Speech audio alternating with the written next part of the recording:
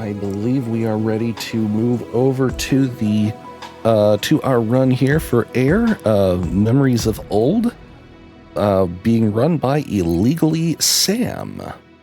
Take it away.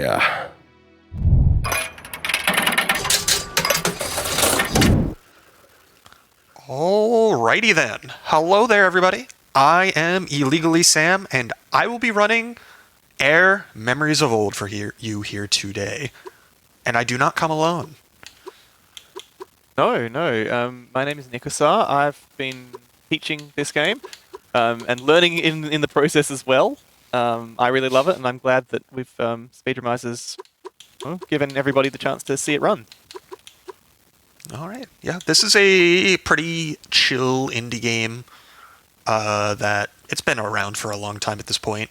Like, I had bought it on sale years ago, so I already owned it before I even got it for Speedromizer, so check your library, you might own this. You might be surprised. But let's just go ahead and get into things, so... I was saying, man, I recognize the name of this game from somewhere. Yeah, so time technically starts like during the first cutscene, but we don't need to worry about that for the marathon. So it's fine. We'll just start when I reset the save file here. So I'll give a countdown and we can get started, I guess. So let's get going in 3, 2, 1, go.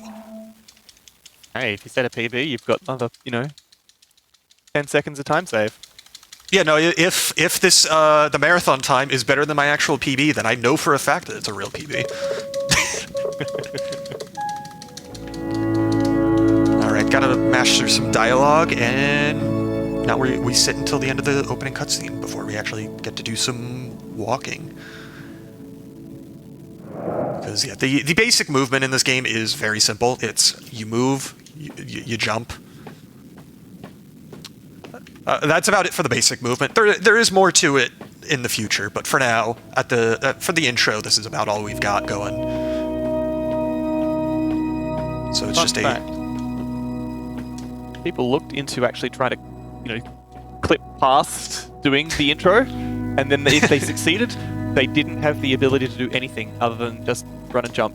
Because the UI bits that unlock certain things, they're actually tied to specific moments in the intro. Oh, yeah, okay. That does explain why I always felt like I couldn't jump until the game tells me to jump. Yeah, you literally can't. But yeah, this intro is just a lot of making sure I have good lines and following them to a T. Which means it's not the most interesting of intros, but you can definitely mess stuff up if you are not paying attention. Alright, and what's a good intro without a long, unskippable cutscene? Yeah, classic stuff. Yeah, this cutscene kind of just like sets the stage for the game as a whole. Because there is a story to this game. Doesn't matter for the sake of the speedrun, outside of we have to follow it. But there is a story here. Yeah, now we get this lantern, which it's low-key, like, it's kind of the lantern that I hate. Because looks like it could be made out of Lego. Half of the objects you have to activate in the game require you to have the lantern out, and half of them you don't have to have the lantern out. And I always forget which ones are which. And yeah, you've got to be on foot in order to pull it out. Yeah. Yeah. And so it just makes me lose like 1 second here, 2 seconds there, etc., etc. Yeah, nice. I'm often a little bit disoriented when the cutscene ends, and I'm just like, am I going the right way? So, it's a nice setup there. Alright. But yeah, now that we have the lantern, it's time to escape from a giant collapsing cave, because why save that for the end of the game? Let's just do it right away. Yeah, just get it out of the system. I'm sure nothing bad will ever happen again, right? That's why there's this is the end of the game after this, right? Nothing bad will happen. Yeah, nothing at all. Nothing bad will happen. It can only good this game's geometry already like a little bit wonky there. It's yeah, you can just kind of climb up that wall for some reason. Hard to say, but there is a lot of invisible geometry that Sam has managed to not fall foul of. It's entirely possible for that like little wall climb to take 10 seconds. Yep. Yeah, no, I have fallen back down the wall sometimes, and it is very unfortunate when that happens. Also, get used to this screen. You're going to be seeing it a lot. Because unfortunately, I am playing this game on Xbox Series X. The console versions of this game do not have particularly optimized loads. It is quite unfortunate. I had the naive assumption because I'd first played it on Switch and then speedrun it on PC. Ah, classic. Yep, I do that all the time. That is literally the first time I've ever done that. But yeah, so you can turn into a bird in this game, and if there's one takeaway I have from it, is that the developers really, really loved making flight mechanics. Yeah. This is definitely like the bread and butter of this game, both as a speedrun and casually, is flying as a bird. Like, even casually, this is like the best part of the game, is just being able to fly around the overworld like this. But unfortunately, we cannot just stay as a bird for all of time. Land a little too far away. That's fine, though. Landing on this thing's a little awkward. Getting that one precise is a nightmare. All right, you got it. Well, I did it. I don't know if I'll stay in the air. Oh, yeah, no. So I mess it up all the time. But yeah, so... stay in the air. Oh, whatever. No, nothing lost. So yeah, the game, if you basically just pause it and unpause it during a cutscene, you gain control of your character. And can for do a very short amount of time. Yeah.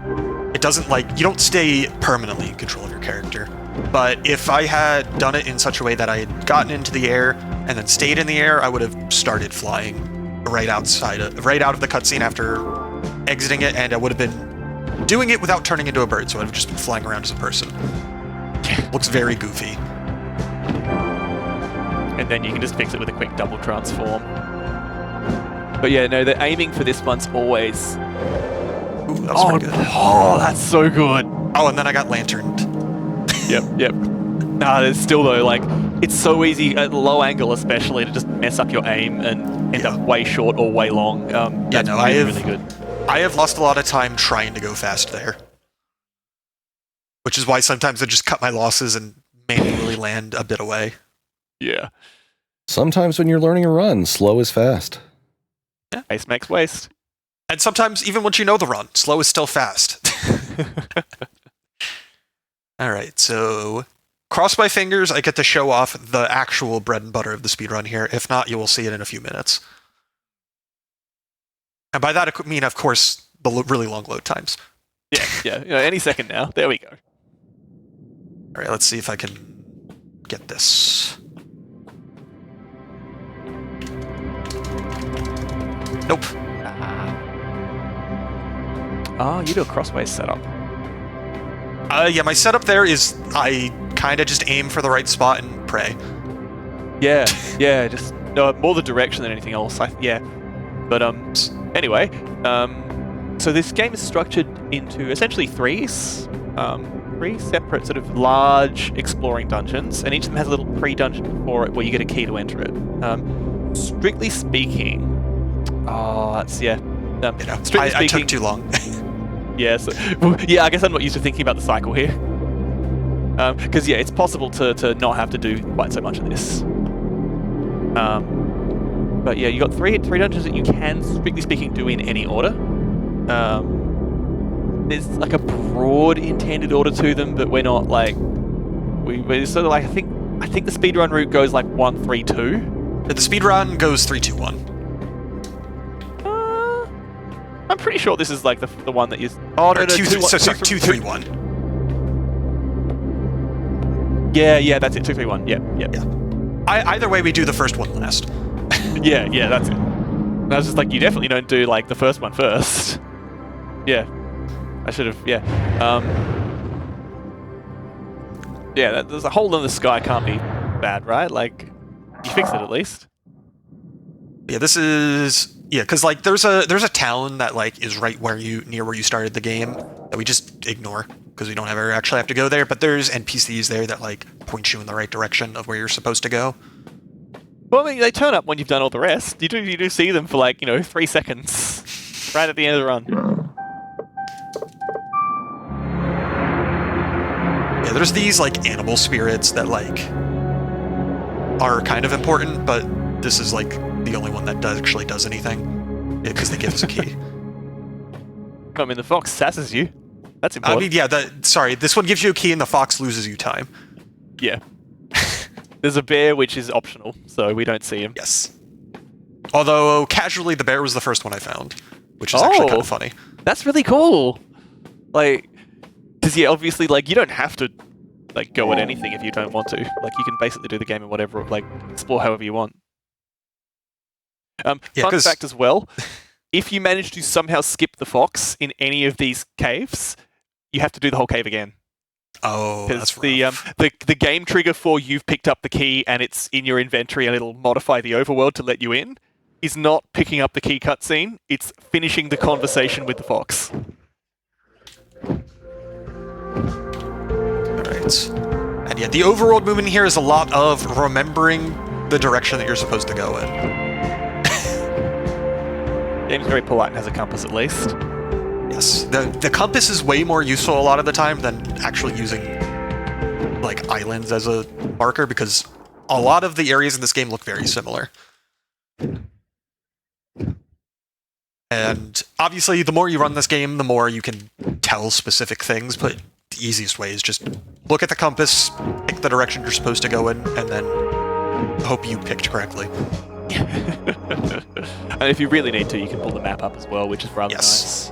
Which I will probably do after the second temple, because that's the hardest one for me to make sure I am going in the right direction. Yeah, that one can be a bit tricky. You're unless you're very good at navigating by the stars. Yeah, because even if you wanted a landmark to go off of, there isn't even one half the time for that. Yeah. Alright, but we didn't get to see it in when I was getting the first key, but in this is like the first like full dungeon type thing, and you will get to see the trick here because you're not intended to be able to turn to a bird indoors. It's like Professor Oak's words ring your ear or something. But what if we just can do that anyway? Yeah, like all of the intricate platforming jump puzzles, like surely you want to do those, right? Right? Definitely. Yeah. Instead, we've got a different kind of jump puzzle, which is how to set up Flight Glitch.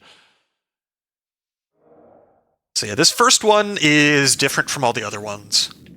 Well, I guess this is kind of the second one, but this one here is not the same as the other ones.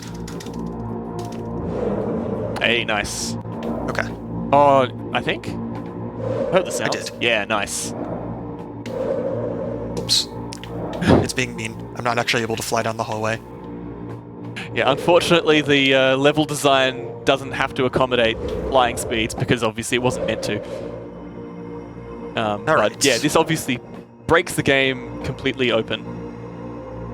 Yeah, so that one right there where I just like kind of shoved myself into the corner and just mashed the A button.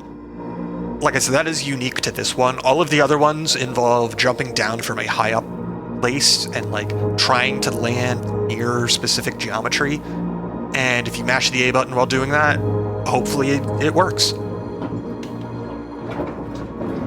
And that's the style of it that you'll be seeing pretty much everywhere else. Alright. Nice. But yeah, now that we have the ability to fly here, we're just going to go to a specific part of the dungeon here, ride this elevator up. This elevator is technically optional because we can fly, but good luck flying up this room. It is very difficult. If this is a good time, I do have a $38 donation from Ukyu. Good luck to everyone else tonight. I'm too sleepy for Limo Percent, sadly, but I really want to see that bonus Klonoa 2 run. So thank you for that, Ukyu. That was probably ended up being a good time because this is going to take me a second. Yeah. There we go. Nice. Alright, so by flying up here, getting on this geometry, and like jumping around invisible... Okay, I did not quite get around the invisible wall. That is unfortunate. It can be cantankerous. Yeah, this is not my favorite thing in the run. It is very finicky. It's almost like this is unintended or something. Yeah, it's like they didn't want you going here. Oh, come on.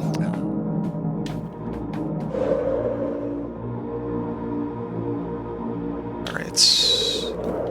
Oops. Oh. I'll just do it from this side, I guess. I never do it from this side. I've never. Alright, we're out of no. bounds now. Oh, that's nice. Yeah, there we go. Out of bounds, and there's no collision on a bunch of crucial surfaces. So We just here we go. straight End of the dungeon. Nice. Well,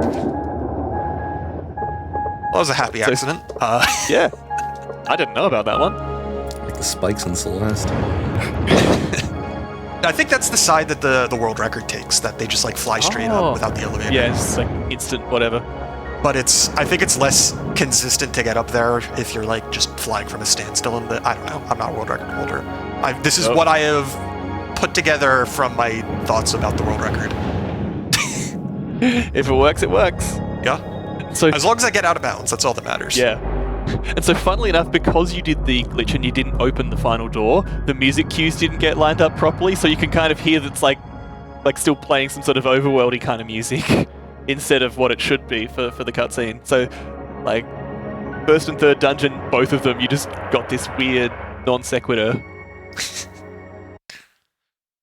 Yeah, thankfully, that was definitely not perfect by any means, but that could have been a lot worse. Oh yeah, you can spend 5 minutes in that lift. Because that is the unfortunate consequence of the flying glitch in this game, is that sometimes it just does not want to work. Yep, it is a very vibes-based run, unfortunately. Yeah, because it's basically, we mash the A button to get it to work, but it's not because you have to mash the A button, it's because we're like trying to hit a specific frame kind of thing. And the easiest way to do that is just mash and pray. Some of them are easier than others. It's not like all of them are frame perfect, then you're just mashing to hit the frames. Like, some of them are definitely more than a frame. I'm not sure. If you just, like, the results speak for themselves. There's some that you'll need 5 tries for, there are some that you'll need 100 tries for. Yes. Yeah, because all of the key rooms also have a fly glitch that I can get, but because those rooms are so small and relatively short, I will just be going for the fly glitch once in each of them. If I get it, awesome, I can save some time. If I don't, I just cut my losses and move on. I see, yeah, you're not going for the zone out. You know, partially because I don't know where it is super well, and partially because I am not convinced the respawn times are fast on console. Oh, that's a good point. I forgot. Does it go through the whole loading screen again? It doesn't go through the full loading screen, but I'm pretty sure at the very least it takes a little bit longer than it does on PC. Yeah, that's fair. And so I figured it's going to be faster for me to just know what I'm flying to the right spot and try and void out. Well, if nothing else as well, that also means that you don't have to worry about recovery strats. Yes. Yeah. Oh, cool. That means we might just have to go through King's Pass on the way back south. Yes. I don't know. That's my favorite track in the game, which you never hear in the normal speedrun. All right. Not to hear that much of it anyway. Let's see if the game wants to be nice to me. It does not want to be nice to me. Oh well, that's fine. At least the bell sounds are playing properly. Yes, because for some reason what I was doing when I do runs, sometimes these bells just don't have sound effects, and this room is eerily quiet. Alright. Well, we've got our major triad.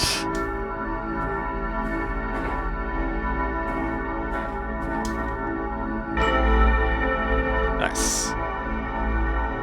And yeah, you can just jump off that platform before the cutscene starts, and you'll just start after the cutscene in midair, which if I did get the fly glitch, would be very useful. Unfortunately here, it just means I could jump down slightly faster.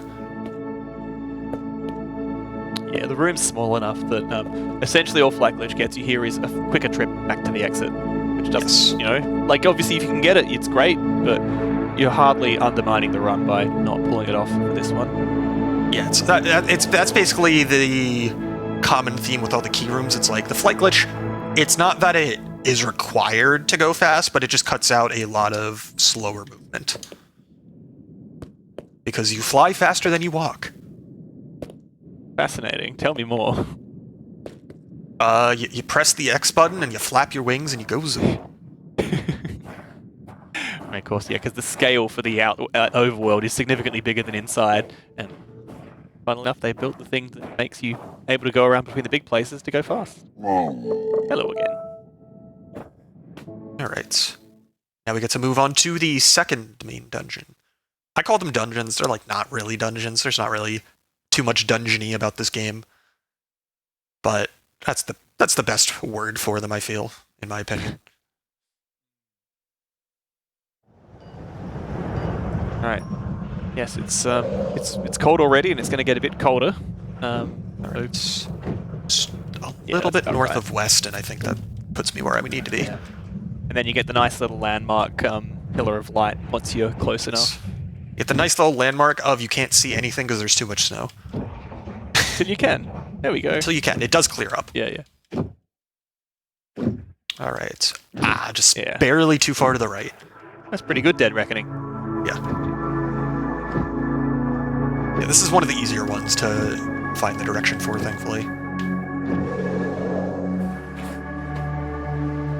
Alright.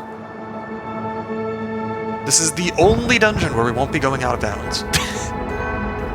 You can go out of bounds, but it's slower. Yeah. And this is also like one of the first spots where playing this game on console versus PC like matters a lot. Yeah, so PC does have an easier flight glitch setup. Basically, for whatever reason to do with VSync, because you can turn it off and on in PC version, whereas console I think it's just always on. So, yes, that was a humbling learning experience for both of us. Just naively assuming it would work and going, no, you just do that little setup and getting the footage with the setup producing maybe a 1 meter high jump when it should be hitting the ceiling. The glitch does still exist on console, it just doesn't launch you into the stratosphere. It's more like you just bounced on a trampoline or something. Instead, I have to do things more the old-fashioned way, which is get up to a high place and manually jump down. Alright, so getting on this little pillar here is a little finicky sometimes. Alright, I was too far to the right. Oh well, get it next time. Yeah. Basically, the spot I'm aiming for is there's that pillar down below. I want to basically be, just barely off to the right side of it, and then if I do it correctly, I will get flight glitch most of the time. Yeah, that was... on the pillar. Yeah, no, that was not what I wanted, unfortunately. Thankfully, this one isn't, too bad to retry a few times. Yes, but certainly the learning process for this game involves a lot of walking upstairs.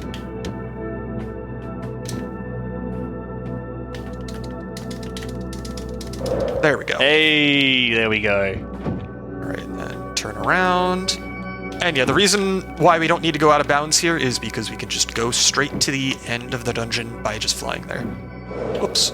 Hit the ceiling. Alright. But yeah, this here is the last switch that you're supposed to hit in the dungeon. It's the one that opens the way to the ending. So we could just fly up here real quick, open it ourselves, and then just go finish it up. Very considerate of the architects.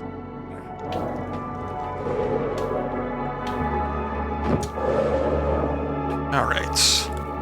And now we get to say hi to a giant whale. Hello, whale.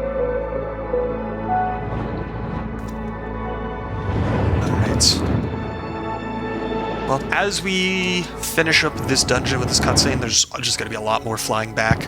So if, Ring It On, if you got anything you want to say, now's a good time.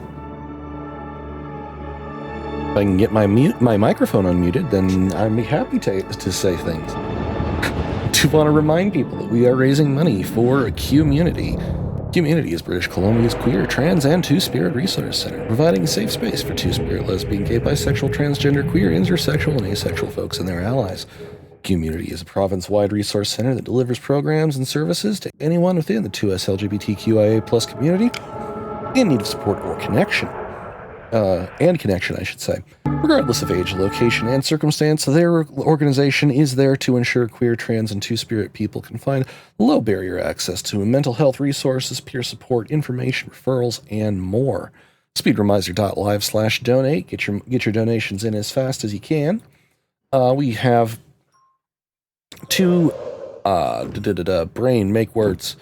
Two incentives going on still. You can vote on Big the Cat, Shadow the Hedgehog, or Ryu Hayazuki for Sonic and Sega All-Stars Racing.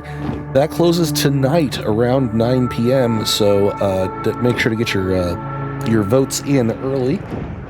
Vote early, vote often. That's the saying, right? We also are 1/3 of the way now to the Klonoa 2 any percent TAS bonus run for tomorrow. So we can make it. I have faith in all of us to successfully succeed. That's the so best make way sure to succeed get successfully. donations in.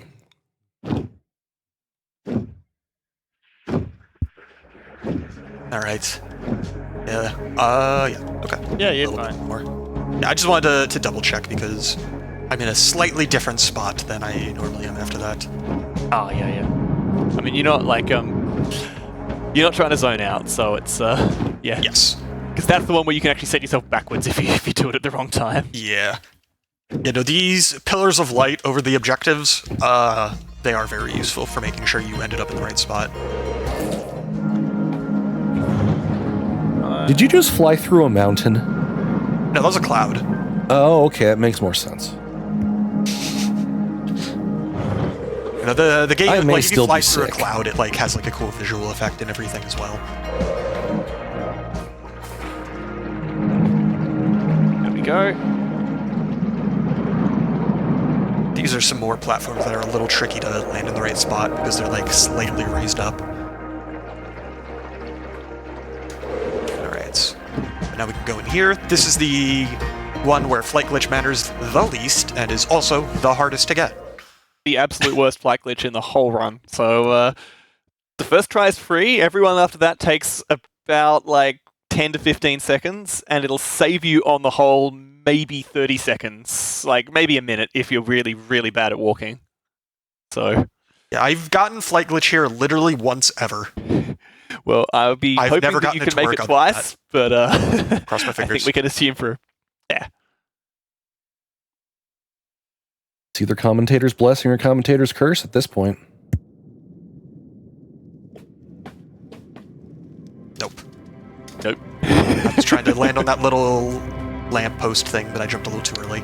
I think I go Oh, well. for even further right for my setup for that one, but you know, it's really whatever because it. Yeah, my like, you setup would- is I don't really even try and set it up. I just kind of YOLO it and hope maybe it'll work. And it has worked one time. Yeah. Well, because like, okay, we've now arrived at the point where you'd save any time at all from flight glitch. Up till this point, it would have been a net negative anyway, and Yeah. it's purely just being able to walk here and then get to the exit. So whatever. Yeah. Like, often sometimes the juice is not worth the squeeze. It's like there's a lot of stuff in this run where it's like, yeah, it saves time, but like if you're not going for world record, it's not worth losing hair over.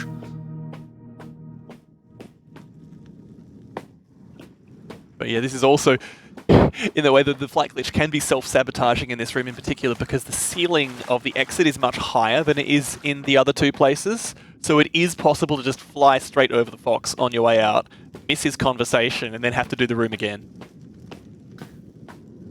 Yeah, thankfully that has never happened to me hit the because safety I just strap. never got the flight glitch in the first place. Yeah, you know, you just thinking about your routing here. All right. But that is the third of 3 keys, so we're actually almost done the run already. There's only one more dungeon and then the final area. Yeah, and very brief tour through the opening area in between. So go west. And a bit south. Good. So I always need to go slightly more west than I think I do when I do this one. Well, I think the yeah. Okay. Yeah, that's good. Nice. And Oh, since I don't that's a have to nice take, I don't have to take the lamp out for that one. So No. Yeah, the key, using the key doesn't need the lantern to be equipped, even though in the cutscene she's holding the lantern and brandishing it and everything. Go figure. all right. So this flight glitch here it's not like the worst flight glitch in the run, in terms of Desifications. like actual like consistency of getting it, but it is the worst one in terms of you need to get it and it takes forever to retry. because it is one that takes a while to set up each time. And it is, I would say, of the 3 like dungeons, it's the hardest. Yeah, I'd agree. Especially because I can't even do the super bounce version. Yeah, the first setup is a little bit sort of, you're back to sort of weird wall jumping nonsense like you were in the intro area.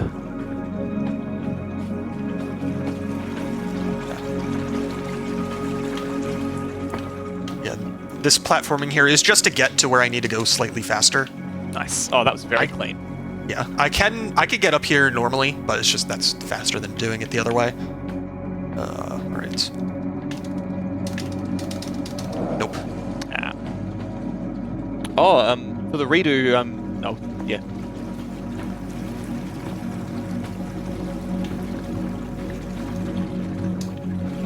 Right.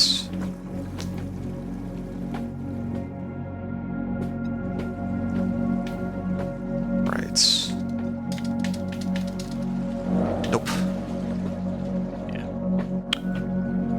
Yeah, hopefully we're not here for too long, but we might be here for a minute.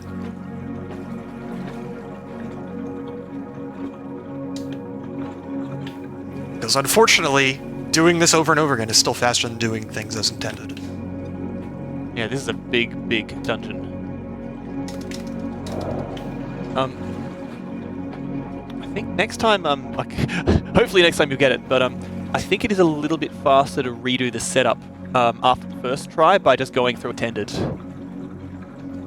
It might be. It's just this is the way I'm used to doing it, so... Ah, yeah, no worries. I'll just leave you to it then. Plus, that way is funnier. Darn it. Okay. Yeah, sometimes I get this one like first, second try, and then sometimes it takes me like 5+. Well worth it for the result, though. Oops. Alright.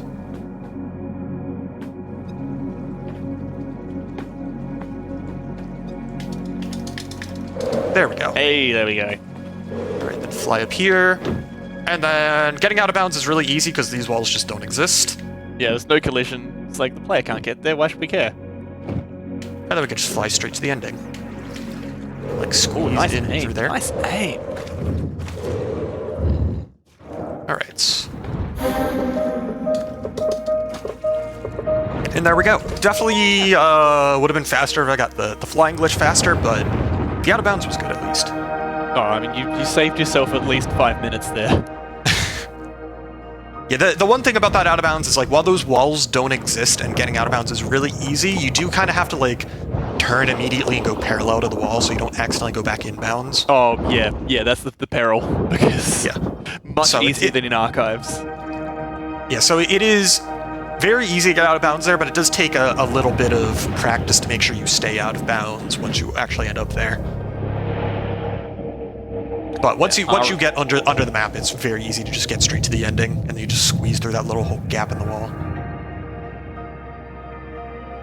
Yeah, there are a few areas where you can soft lock if you just get in bounds in a place where you can't go out of bounds, and there are doors that should have been opened that are not.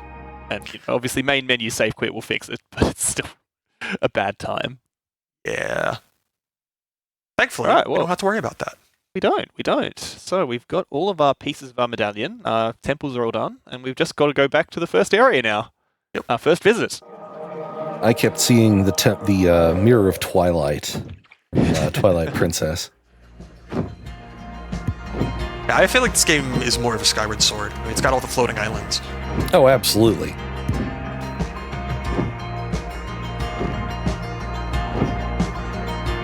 Alright, I think this is... Yeah. Yeah, okay. It is directly just due southeast. I always forget if I need to go a little bit further in one direction or the other, but nope, not really. No. Alright, now we just go interact with this giant pillar thing. Yep. Say hi to all the people we've definitely been talking to the whole game. Yep, definitely. 100%. I mean, we've talked to Medvin. Yeah, like I said, we've been talking to all of them the entire game. Yeah, now that we Oh, look, construct 3 this pieces. medallion thing.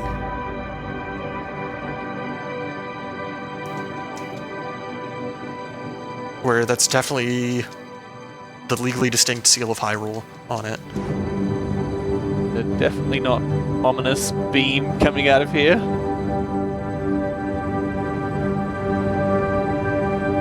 Alright. But yeah, now we just need to follow that beam, and I'd call it the final dungeon, but it's not really a dungeon.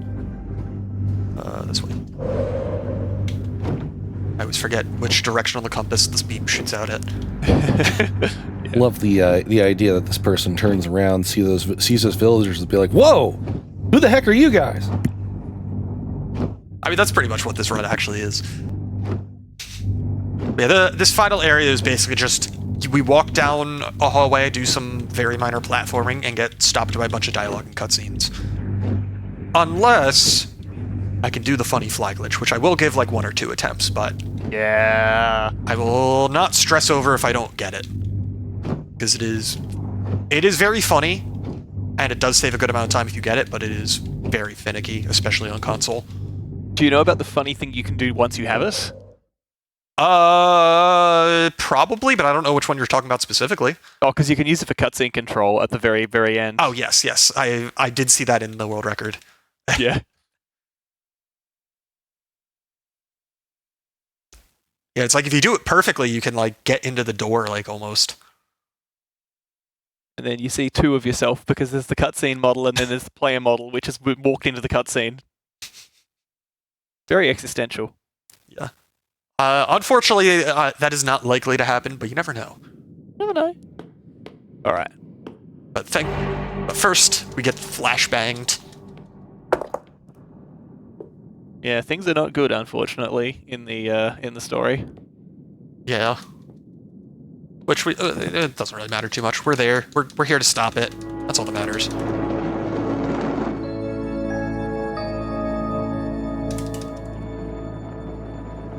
Alright.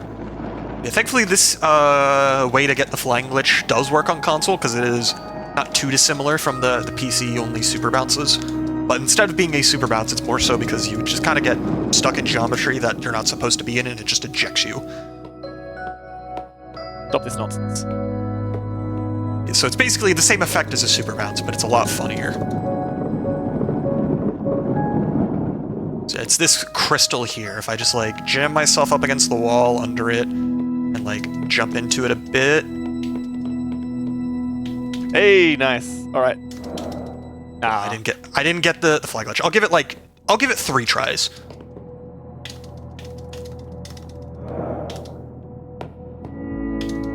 Right, last try. Oh, I Hey, actually got it. nice. Software Wow, races. I'm surprised. All right, and then that saves a bunch of time because there's a lot of platforming here that I'm just not going to do. Whoops. Oops. The wall. The invisible walls.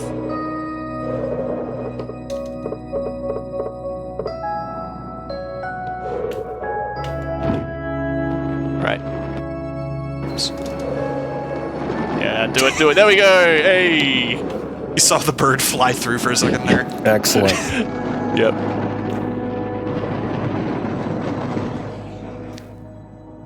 All right, that is literally the first time I've ever gotten that in a run.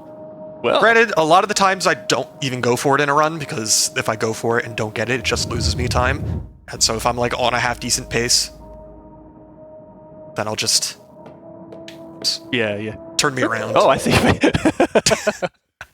The perils of cutscene control.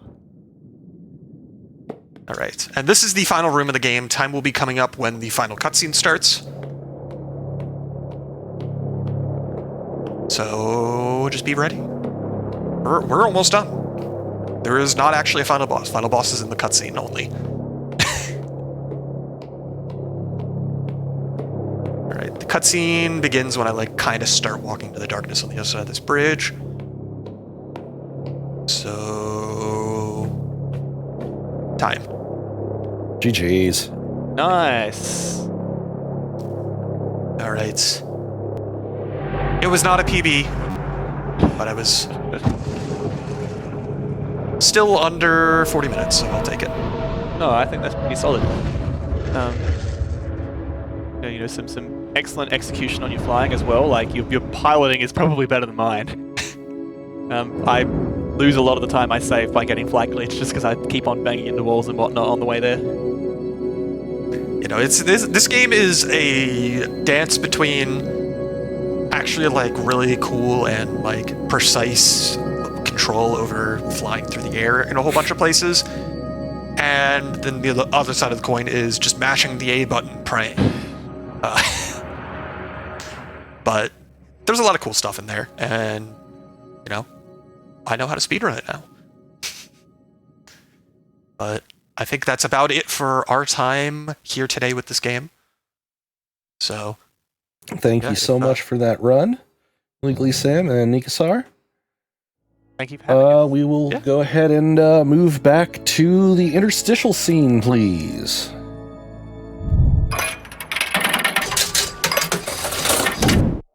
Boy, on a real hesitation creeping in, but you look so good and I know what you're offering. Phone's lighting up, but I'm just gonna let it ring. Yeah, my phone's lighting up, but I'm just gonna let it ring. Is it the liquor in my system? So that was once again AER, Memories of Old, and that was IllegallySam.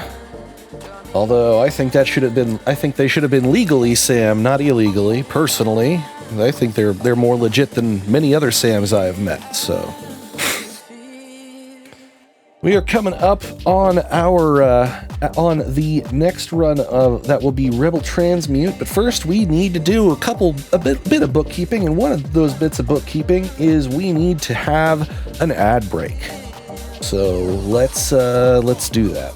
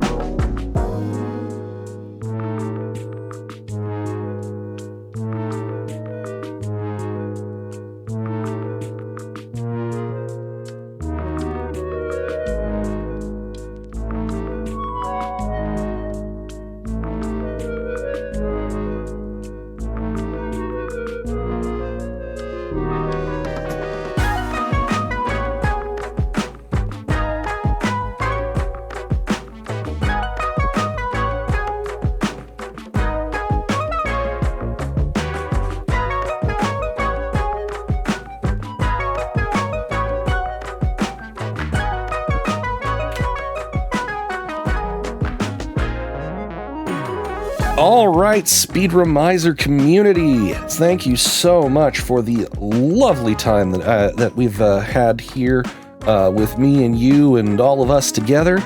It is unfortunately, however, the end of my hosting shift for the day. I am signing off, but I'm going to be leaving you in the very capable hands of Duraludon. And so, Duraludon, take it away.